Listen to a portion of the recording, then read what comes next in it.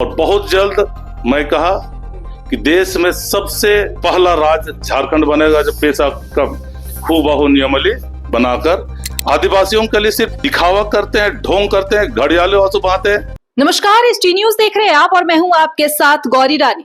झारखंड के पूर्व मुख्यमंत्री रघुवर दास ने हेमंत सोरेन की सरकार पर पेशा कानून को लेकर के एक बड़ा आरोप लगाया है।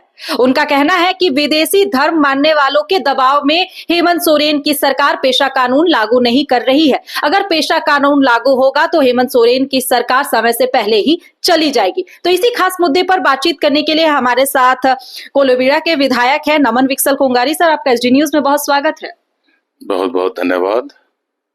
रघुवर दास के इस बयान को सर कैसे देख रहे हैं? वो कह रहे हैं कि पेशा कानून आप लोग लागू इसीलिए नहीं कर रहे हैं क्योंकि आप लोग विदेशी धर्म मानने वालों के दबाव में हैं। भाजपा की शुरू से नीति रही है और मैं हमेशा इस बात को कहता रहा हूं, बताते रहा हूं कि भाजपा आदिवासी समुदायों के भूभाग भूखंडों में के अंदर जो कीमती अकूत खनिज संपदाएं हैं, प्राकृतिक संपदाएं हैं, आजीविका से भरपूर और स्वर्ग जैसी प्राकृतिक आपदाओं से दूर इस धरती को अपने पूंजीपति मित्रों को देने के लिए भाजपा आदिवासी समुदायों को उनके अस्तित्व को खत्म करने के लिए उन्हें कमजोर करने का प्रयास करती रही है। और कांग्रेस पार्टी शुरू से ही आदिवासियों के हित में काम करती रही है और साक्ष्य हैं। अब जब संविधान को देखेंगे तो संविधान के कई प्रावधानों में आदिवासियों के जो अनुसूचित जनजातियों के विकास, संरक्षण और उनकी रूढ़िवादी परंपराएं, संस्कृति, पहचान को लेकर संविधान के अनुच्छेद 244 में अनुसूचित क्षेत्र घोषित कर उन्हें पेशा कानून दिया है। पेशा कानून में स्पष्ट तौर से प्रावधान है कि अनुसूचित जनजातियों के गौरवशाली परंपरागत रूढ़ियों को जो धर्म आधारित है उन्हें संरक्षण देना है और उन्हीं के सामाजिक परंपरा रूढ़िवादी संरचना के अनुसार जो परंपरा से आदिवासी समुदाय अपने आप में शासन करते रही है उसी व्यवस्था को लागू करना है। पेशा कानून के अधिकार के बारे में बता रहे हैं, लेकिन रघुवर दास पूछ रहे हैं कि 5.5 साल हो गए इंडिया गठबंधन के, क्यों अब तक आप लोगों ने पेशा कानून लागू नहीं किया है झारखंड में? किस बात का डर है? दूसरी तरफ ये भी कहते हैं कि सरना समाज से मुख्यमंत्री आते हैं, लेकिन जो जनजाति समाज के लोग हैं वो स्वशासन व्यवस्था से अब तक वंचित है। तो कैसे देख रहे हैं, कब तक झारखंड में पेशा कानून लागू होगा? अगर नहीं हो रहा है तो क्या वजह है? और क्या अगर पेशा कानून लागू होगा तो क्या इससे हेमंत सोरेन की सरकार को खतरा है? 3 सवाल है। झारखंड अलग होने के बाद सबसे पहला अवसर भाजपा को मिला सरकार बनाने का और भाजपा की सरकार बनी और 2001 में झारखंड पंचायती राज अधिनियम 2001 में इन्होंने पेशा कानून को तोड़ मरोड़ कर पेश किया और आदिवासियों के अधिकारों को,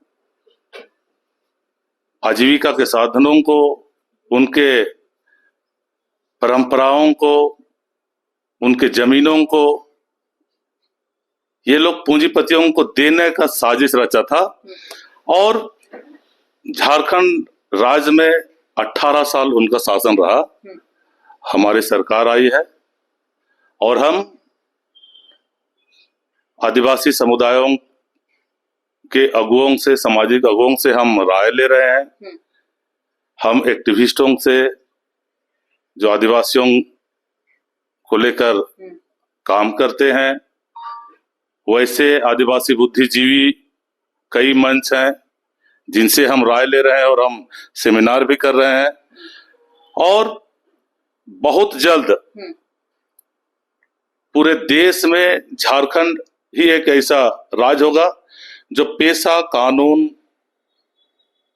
का हूबहू जो प्रावधान किए गए हैं आदिवासियों के प्राकृतिक संसाधनों में अधिकार को लेकर, उनके गौरवशाली रूढ़िवादी परंपराओं के अनुसार स्वशासन का जो अधिकार है और योजनाओं का क्रियान्वयन और चयन में जो उनको अधिकार है, उन सारी चीजों को हम राय लेकर लिपिबद्ध कर रहे हैं और आगे बढ़ रहे हैं।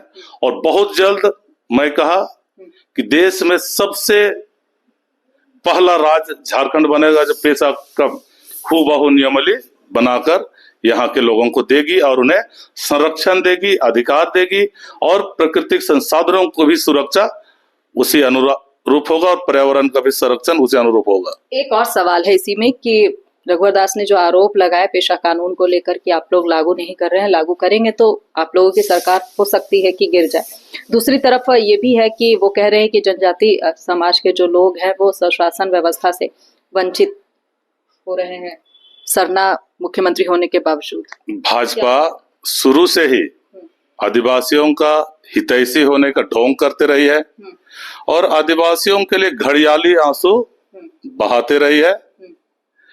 उनका मकसद साफ है, वोट के लिए, सत्ता को पाने के लिए उनका इस्तेमाल करना है और आदिवासी अस्तित्व को खत्म करना है ताकि आदिवासियों के भूखंड पर जो अकूत खनिज संपदाएं हैं और जल जंगल जमीन और प्राकृतिक संपदाएं हैं और आजीविका से भरपूर संसाधन है और जो स्वर्ग जैसे प्राकृतिक आपदाओं से दूर इस धरती को अपने पूंजीपति मित्रों को देने का इनका साजिश है। ये आदिवासियों के लिए सिर्फ दिखावा करते हैं, ढोंग करते हैं, घड़ियाले आंसू बहाते हैं। रघुवर जी ने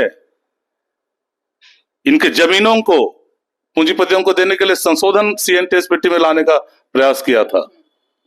लैंड बैंक बनाकर सरना मसना जैसे धार्मिक आदिवासियों को धार्मिक जगहों को भी लैंड बैंक में डालने का काम किया है। ये लोग घड़ियाली आंसू बहाते हैं आदिवासियों के लिए और दिखावा करते हैं। सिर्फ इनका मकसद अभी से नहीं, इनके पूर्वज शुरू से ही आदिवासियों के विरोधी रहे हैं।